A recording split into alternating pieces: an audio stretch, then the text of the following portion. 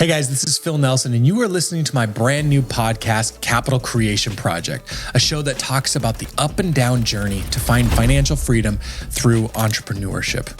I decided a long time ago that I was going to choose the life of risk in hopes of gaining the reward, and it has been a journey of both good and bad. I'm nowhere near the end goal, but I've learned that this is all a part of the ride.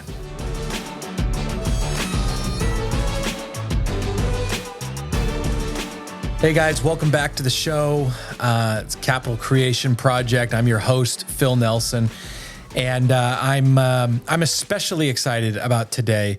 Don't want to hype him up too much, but this is a space that I've always been curious about.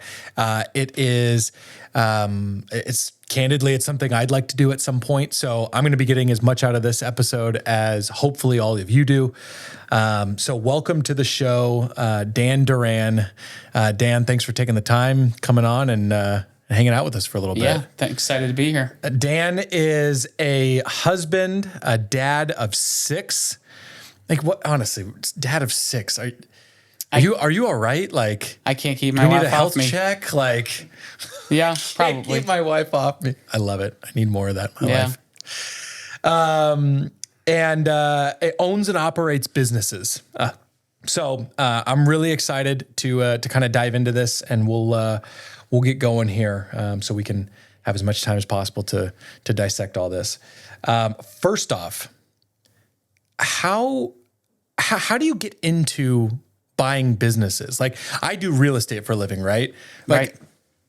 That makes sense. Everyone needs a place to live. You can understand how you might transition from needing a place to live, but then also wanting to invest in it because you see the growth of the home that you've lived in. Like businesses, that's a little more abstract. How'd you get into it? Yeah, I definitely didn't intend to get into it. And lately it's become more popular. It's been, I feel like, popularized a little bit on social media, different people talking about it, the opportunity that's there with the baby boomer generation transitioning out. But I got started just through random opportunity. I worked in the construction trades for my father-in-law and had an opportunity arise where somebody was retiring from his business and basically decided to start a new business and take over some of the clients that he had and then start a business. I got excited about the idea of owning a business through getting involved in a network marketing business at one point when I was young and quickly decided that that was not the route I wanted to go, but I did enjoy business. And so that was kind of the thing that got me started was the random coincidences of that guy retiring and opening a door for us to start a business. Wow. So what was the first business that you bought? Tell us a little bit about that. Do you still own it today? Yes. It's Barrier Technologies, and functionally we started that from scratch. I didn't buy it. Oh, wow. Okay. Yeah. So the guy retired, shut down his business. Yep. And then we just started a business and started going and started servicing clients and growing the business from there. And so that was my first foray into business ownership, was not through buying, but starting my own. But actually just starting your own. Correct. Got it. Yep. So you kind of highlighted a little bit how it's become more and more popular lately. Yeah. People wanting to get in and owning businesses. One of the narratives that I read all the time is it's a whole lot. Your opportunity for success is far greater if you buy an existing business than if you go and you start one your own. I actually didn't know that you guys started this yourself. Yeah. Was that calculation, did that come into play at all? Like, I did not. Should we be doing this? No. When we started, it was not well thought out at all. It was, can we do this work for this client profitably? Yeah. And start these jobs? And we basically just started. Yeah. And so we knew the model. My father-in-law's company did something similar, but different trade. And so we knew this could be a good business, and we just started going. And then we started growing from there. And functionally, I didn't think about buying any businesses until we built a solid business there. Okay. We got ourselves in a position financially where we could afford to look at doing some other things. And so it wasn't really planned out that I'm going to buy businesses. Yeah. It was, I'm building a business, and then opportunities arose. That's so interesting. So So you now have how many? You've got three? Four businesses. Four businesses we've got. Four businesses. Yeah. Can you tell us a little bit about, like, that's the other thing too, is most people want to own, in the same way that, you want to own the nicest home, you want to own the sexiest piece of real estate in downtown Seattle or whatever, right? Like those trophy properties, all of that, like that's super exciting, but it's not always what makes the most amount of money. Right. Are your businesses all tech businesses, things that are super flashy? Like, okay. Yeah. What else you got? I'll give you a quick rundown. So we've got Barrier Technologies, which is commercial fire stopping, fireproofing, waterproofing, working in new construction in Seattle and Portland. Yeah. Then we've got Stay Built Construction, which does pavers, patios, retaining walls, and artificial turf. And that is in residential stuff. And that business is the one I bought a year and a half ago. Yeah. And then High Point Gutter, which installs gutters and then does gutter cleaning as well. And then Roof Max, which is a rejuvenation spray that you can spray on shingles to extend the life of a roof. So none of those are super flashy, but they're good, solid businesses, and they're, dirty job type businesses. And that's kind of what I like. I'm not particular to buying any one type of business. Yeah. But that's where people don't like to go. And if people don't like to go there, you can kind of do well in those areas if you just separate yourselves on quality a little bit. Yeah. Because a lot of the people in the trades aren't notorious for their quality and communication and some of the basics things that you would take for granted. So you own High Point?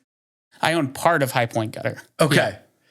That's funny because I again, this is new. I didn't know that. I see their trucks all the time cruising around my neighborhood. And I think in fact if I'm not mistaken, I think that you guys do Christmas lights and stuff like that. Is that a part of? We don't do Christmas lights at the moment. We may foray into that. We do a lot of cleanings though. Yeah. And then we kind of refer people out for Christmas lights. Got it. I thought at one point I may have hired them to do Christmas lights, but that obviously wasn't you guys. It was somebody else. I'm thinking of someone else. Could have been in past years potentially, but. Got it. Yeah. Okay. All right. So you own 4 businesses, not the super sexy businesses. Maybe I do want to be clear. High Point is a minority investment. The other ones I own the 100%. Okay. Just to be clear. Sorry, I should have clarified that. But fair enough. Got it. Talk to me about like kind of just the nuts and bolts of buying a business, because again, it's something that I want to do. I mean, how much capital do you need? Where do you find these businesses? Is it all word of mouth? Maybe just kind of give us the soup to nuts on how that happens. So there is a lot of roads you could go down here because it depends on your comfort level with debt. It depends on your comfort level with partnerships. It depends on what size business you want to buy. So I just kind of in my head wrapped up a quick example. The way I found the one business that I bought, Stay Built, was on a business broker website, just like the generic Biz Buy Sell. And I was scouring that website for deals that I thought could be good for me. Yeah. And I saw this one and I knew it wasn't a broker that wrote it. It was the owner. Yeah. So I just called the owner and talked to him for a while. How'd you know? Like you just tell. You can just tell who wrote. If it's written by the owner or a broker, it's going to be written differently. Yeah. And so I called him. We got to know him over the course of a year and made a deal. I won't go into too specific on that, but I wanted to give just a generic example of a deal that could happen. If you had a business that was doing, let's just say $250,000 a year in net income. Yeah. And you wanted to buy that business for $800,000. Okay. So 4X. A little bit less than 4X. And you're trying to buy that business. You're going to have to also inject working capital. So you can go a number of ways. You could raise the money from people. You could get an SBA loan and only put 10% down. Yeah. You could put your own money in. But if you were going to SBA finance that, you could put in 10% of your own cash. Yeah. Let's say you needed $1 million total to get the deal done. You put in 10% of your own cash. You take a loan for $900,000. Yeah. And then you're going to have a payment for 10 years of about $11,000 a month. Okay. Right? So can the business afford that with $250,000 net? Probably not. Right, yeah. Seems a little skinny. 2 years ago, you may have been able to if the rates were 5% instead of 9%. Yeah. But those are all the variables that you have to kind of weigh out. What's my comfort level with debt? Do I want partners? Do I want to buy a big business? Do I want to buy a small business that I can inject some sweat equity into by going in and operating and making things more efficient, cutting some costs, doing whatever I need to do? So it's hard to give you a straight answer. For sure. But that Super can give you nuanced. some context. You could be, I need as little as 10% down, or you could say, I'm going to do an all equity type deal where you're going to buy something. Is 10% the minimum kind of standard industry expectations? You need at least 10% equity into the property or into the business. If it's an SBA finance deal, that's the minimum. And again, regulations change at times, but 10% is the standard for SBA loans if you're going to do it. Yep. Yeah. Okay. 10%. Got it. Okay. And maybe I'm curious your thoughts on this. Right now in the real estate world, and it's true everywhere else, but I deal with interest rates all the time, right? People need to generally acquire debt in order to purchase the home. Right. In super inflationary periods, which we're in, does that affect the types of businesses you might look at? Does that affect how you might evaluate a certain business? Does that come into play at all? It's a great question. And I'm not, I'll preface this by I'm not an economic savant or anything, but when you obviously want to be able to have pricing power and have a comfort level that you can raise your prices to coincide with your costs. Yeah. Right. And so it could be beneficial if everyone has the assumption that there's inflation. Yeah. And you have your costs all pretty solid on the payroll side of things, and you're not having to do huge, big adjustments there. Yeah. And you have a good margin business, and you can increase your costs without having to increase the payroll costs. Yeah. In our business, it was actually a big problem with when I did the transaction. We sold a bunch of work while I was closing the transaction. Oh no! At old prices. Right. So when I bought the business, you had to honor. They had pre-sold a bunch of work, and their costs had all gone up, and they hadn't raised prices accordingly. And so we actually ate a bunch of work because of that.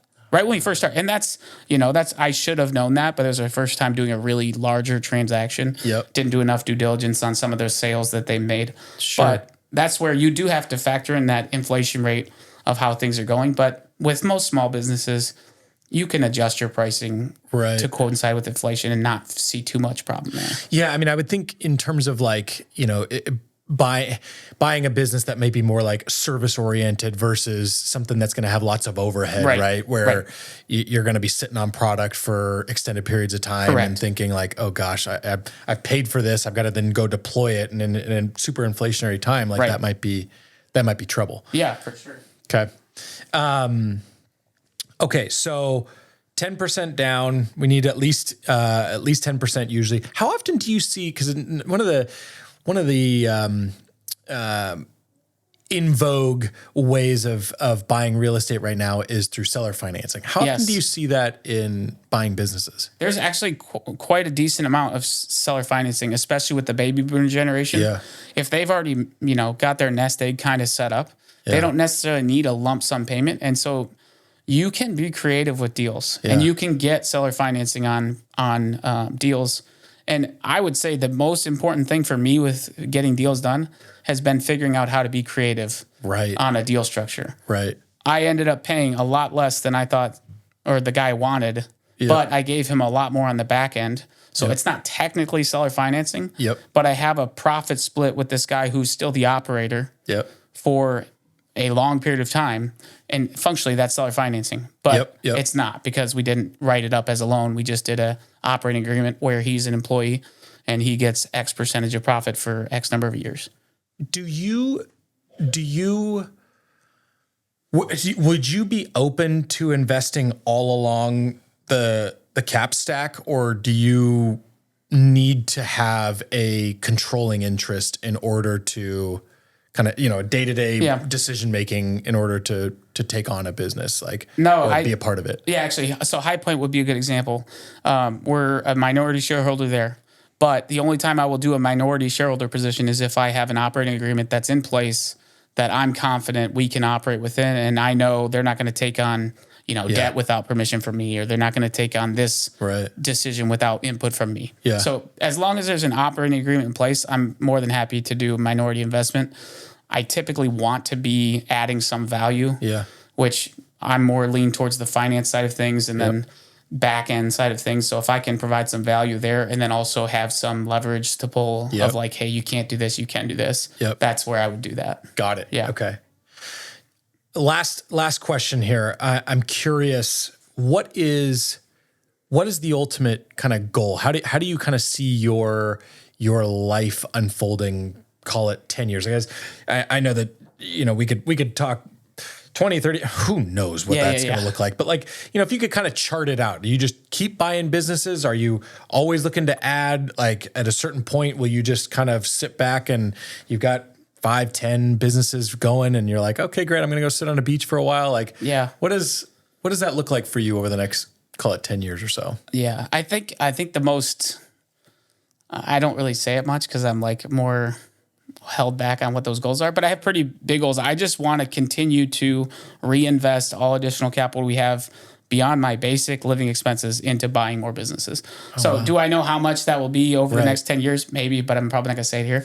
But functionally, everything I've been able to do has been because I've delayed the gratification of taking cash out of the business to go spend it on personal things. Sure. And so my goal is to set a minimum standard of where I feel comfortable, and then everything above that be very aggressive in buying businesses to grow and expand those holdings that we have. And some of it a lot of it will be reinvesting in Stay Built because I think that's going to be a big growth lever for us, that company that we have that does pavers.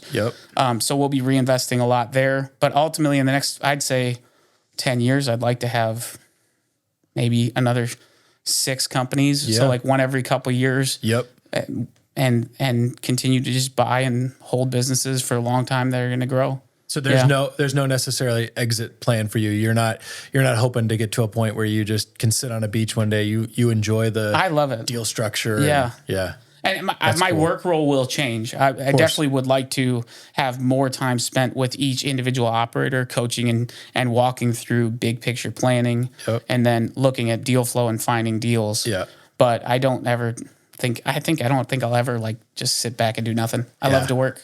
I'm kind of with you on that. I don't see myself ever shutting it really down. It's I'd go crazy, I think, if I was just sitting on the couch. I got 6 kids. I gotta leave. You gotta keep going, I suppose. Oh dear. Well, Dan, I appreciate you taking the time and coming in and talking to the audience, giving them insight as to what you do. Greatly appreciate it. Thank you for taking the time out of the schedule and doing so. That'll wrap it up here for another episode of the Capital Creation Project. Thanks, guys, for tuning in. We look forward to seeing you on the next episode. Hey guys, thanks for tuning in to this season of the Capital Creation Project. I sincerely hope you enjoyed it, and I hope I was able to provide some value for you as you seek to either continue or start your own journey. Fight on, friends. Thanks again.